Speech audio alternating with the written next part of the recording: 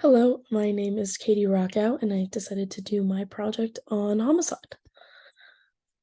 Homicide is defined as the killing of one human being by another human being, and it's in the Penal Code section 19.01. There are a few moving parts that go into homicide. They are mens rea, which is the intention behind the crime. Actus rea is the physical action that's being taken. Concurrence, the agreement of the crime and the action. Causation is the action actually, or causing of the action. And harm and is the physical injury or damage, but in this case, obviously, it is less of physical injury, but the actual murder itself. Evidence comes in all different forms in homicide.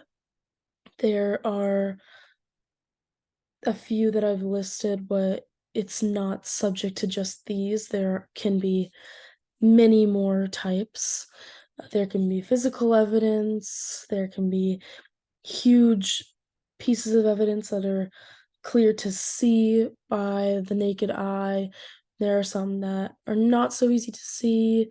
Some different actions need to be taken to discover these pieces of evidence.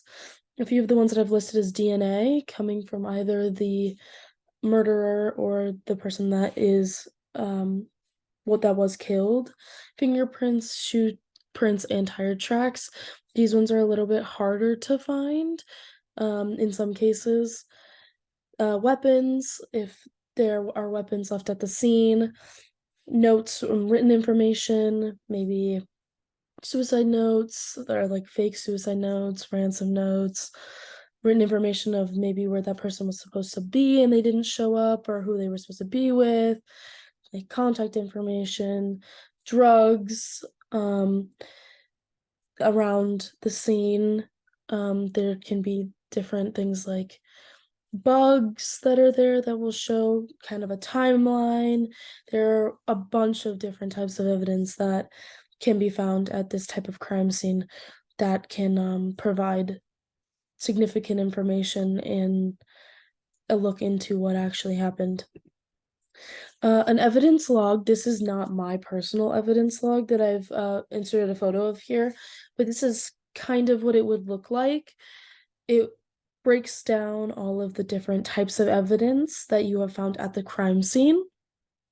It explains, a numbered, or in this case, a lettered list of how many items you found, what exactly the item is in the description of the item, who found it, and date and time that it was found. This is really great for organizing your information. And if you ever need to go back and look at maybe who found it so you can get some more information, you have all of it written out for you. This is really important when things go to different labs and you might not have them in your possession that you can look at immediately. If there were drugs there and they went to toxicology, or there were guns or bullets that went to ballistics that you might not have at that moment, you can see that it was there, and this can be used throughout the whole case, start to finish, and everybody will be on the same page of what was there, what was recovered, and then what to do with that evidence and information. Interviews are very, very important for especially homicide cases, because 9 times out of 10 people don't want to give themselves up and incriminate themselves. So they might tell you lies or try to get out of it. But interviews can be really important for talking to the suspects, and maybe they will slip up or change their story or admit it in the interview. And eyewitnesses are also really important. People that were there on the scene that that had some idea of what could have happened or who would have been there, or even just a minuscule piece of evidence that somebody in the general area had, can break a case wide open. obviously in homicide, you won't necessarily talk to the specific victim because they have been murdered, but, um, it is really, really crucial to have the interviews for the suspects and the witnesses. It's also important to have these witnesses and people that are involved in the case somehow to have, interviews from them because sometimes it might be hard to track the suspect down, or maybe the suspect killed themselves, and just having all of the information covering all of your bases is super, super important. Um, a few questions that are almost I would consider to be required to ask in these interviews is what happened? For the suspects and the witnesses, where were you at this time? What happened?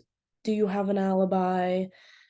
Explain to me where you were and how that was broken down.